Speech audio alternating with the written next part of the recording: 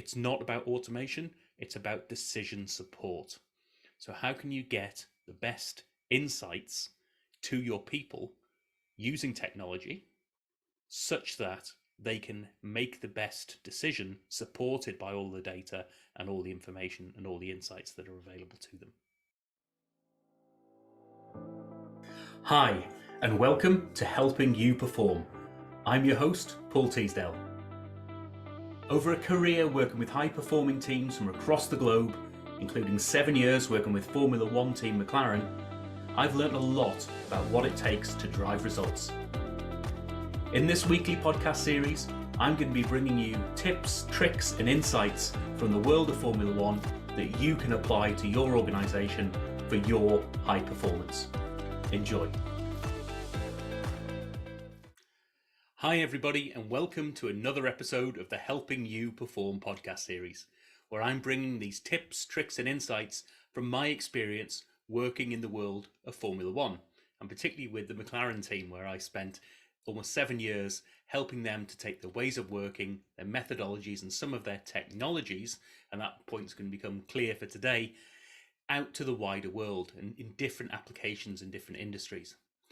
Now, I hope you enjoyed last episode, which was episode 15, which was all about some of those lesser known capabilities of F1 drivers, some of those things that I picked up on in my time, in my experience with working alongside those drivers in terms of how they deliver feedback, their consistency, and their role as a brand ambassador, and how that can be applied to you to help you not only perform, but also get known for your performance as well.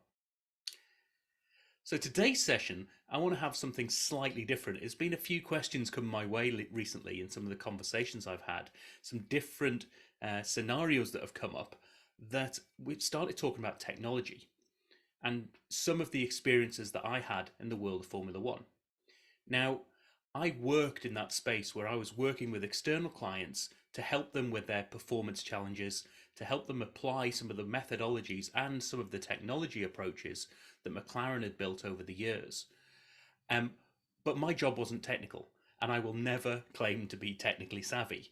But I want to share with you as a non-technical person my experiences from a non-tech perspective on what some of those technologies mean and some of the differences, and it might start to sharpen things up in your mind as to what you're after, what's suitable for your scenario, and what you might want to be looking for in future in terms of some of your technologies and some of the digital capabilities that might be good for yourself, your team, or your organization.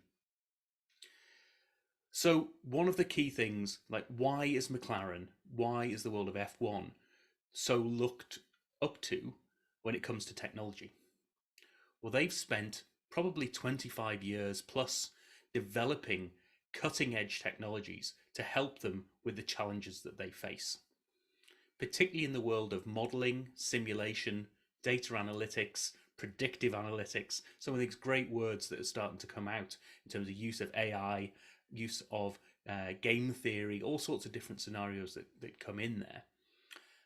And over those years, they've developed skill sets in building those things and have been able then to apply those learnings and some of those technologies to different scenarios and different organizations, and almost accelerate that standing on the shoulders of giants approach of it's taken us 25 years, let's get you to that stage or that level of maturity in maybe 5 years, 3 years. Let's see what we can do in a year.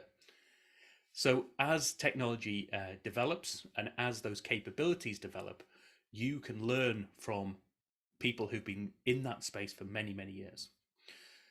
And so a lot of the organizations that I work with in my time at McLaren were looking for support in the areas of decision support. Now, decision support is different from automation. So here's starting to get into some of the definitions and the technicalities here. Automation is when you get a system to make a decision for you and enact that decision quite often. And actually, there's a story, I believe it was Mercedes, who looked to automate some of their decisions around when to pit, for instance. It's like, if we have all of this information, we know what's happening. Let's just automate that decision and let the data do its work and let the modeling do its work in the background. Therefore, people don't have to do that. That's all well and good until it isn't. And so there are scenarios where people know that little bit of extra information, contextual information, how people are going to react, how the soft skills element, yes, that might be the right decision, but how do people who are unpredictable behave when those decisions are made? And if you take automation too far, you can actually end up having detrimental performance. So this is where, in the majority of situations, and I see this in business and organizations as well, it's not about automation, it's about decision support. So how can you get the best insights to your people using technology such that they can make the best decision supported by all the data and all the information and all the insights that are available to them? So there's your first point: is, are you looking for automation or are you looking for decision support? Now, if you start to get these things clear in your mind, then it really helps you to cement what it is you're going to do and what those next steps are going to be. So a couple of the things that really came up in terms of what's the difference between these things. And I talk about things like, what's the difference between modeling and simulation?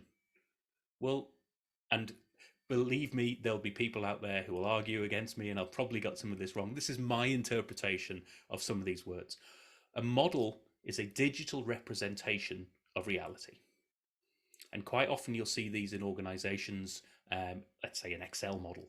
It might be a specific bit of software, but typically you might have an Excel model as to your forecasted data, your forecasted sales for the rest of the year, your operational plan, your schedule might be something that is there. That's a model that you can have a representation of reality in a digital format. It's going to be wrong.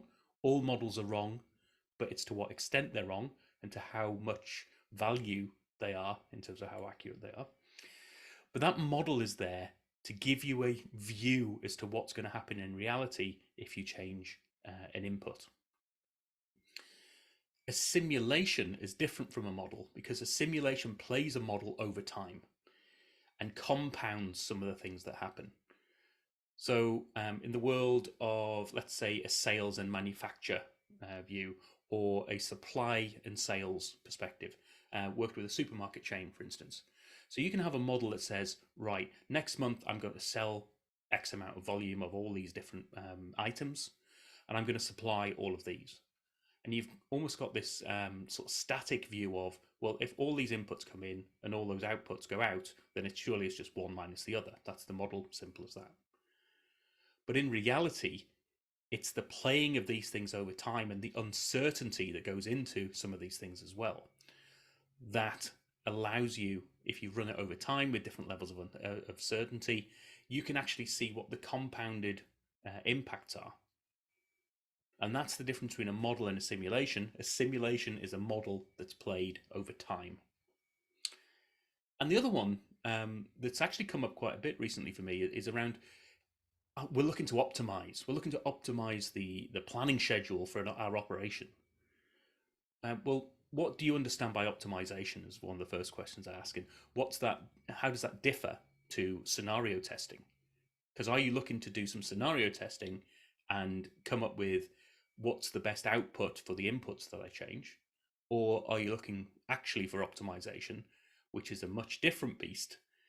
And optimization is about, I'll tell you all of the results that I want, run all of the possible scenarios and all the possible input variables that go with that, and tell me the set of input variables that gives me the best possible outcome. Now, they sound as if they're two similar things, but in reality, when you're looking to look at the technology that sits around those, optimization is much more advanced than simple scenario testing. And in most business operations, certainly the ones that I encounter, scenario testing can be really, really valuable. It might not get you as much as optimization, but the cost differential starts to come into play. And it's like, what's my return on investment? Am I really going to get that much of a better outcome? Or do I rely on my people and the knowledge and the experience that's within my team already to help choose some of the scenarios? I don't want to choose all of the potential scenarios because I know a lot of them won't work. Now, that's a great place to be because it brings in the experience of the team and it brings in some of the tacit knowledge that sits within your organization. But it does come at a risk. You are making the assumption that the things that you are not testing are not going to be as good. And some of those things can be counterintuitive.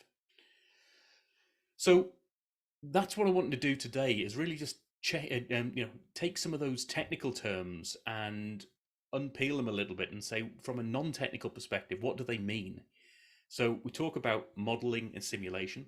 So model being that representation of reality in a digital format. Simulation being a model that is played over time. We looked at scenario testing, and this is often like A to B testing. So I've got scenario A, I've got scenario B. What's the difference in outcome? So in this situation, I'm changing the inputs and understanding what the output is. Optimization is about, I'm going to tell you what output I want to maximize or minimize or optimize. You tell me the set of inputs that give me that answer. So depending on your level of data maturity, depending on the scenario that you are operating in, have a think about the types of technology that are going to support you. If you don't want to automate and you want decision support, then it's how do you get the best out of the people that you've got and support them with the technology that's available. I'd love to have this conversation with you if you're interested, if you want to get my thoughts and feelings about your particular scenario. As I say, I'm not a technical expert, but I've been in enough situations to make me that little bit dangerous, as in I can ask some questions and challenge your thinking a little bit in terms of where's the best place to target that technology so that you optimize your performance and maximize that performance. And that's really what I'm after, is how do you drive the best performance in your organization? If you are interested in finding out more, as always, go to the website, go to paulteasdale.co.uk, drop me a line through there, book a 30-minute call with me. Love to hear about your situation, how this might be able to support you, how it's got your thinking changing a little bit so that you are challenging yourself in terms of, what are we really after here? Are we after optimization? Are we after a model, or are we after some simulation capabilities? What is it that's there? Hope this has been at least a little bit interesting, if not valuable to you, for you, yourself, and your organization. As I say, drop me a line with any further questions, and I'll see you in the next episode. Thank you for listening to this episode of the Helping You Perform podcast. If you found value in this episode, please take a moment to like, share, or review the podcast. You can reach out to me at any time, either through LinkedIn or through my website at www.paulteasdale.co.uk. I look forward to speaking to you in the next episode.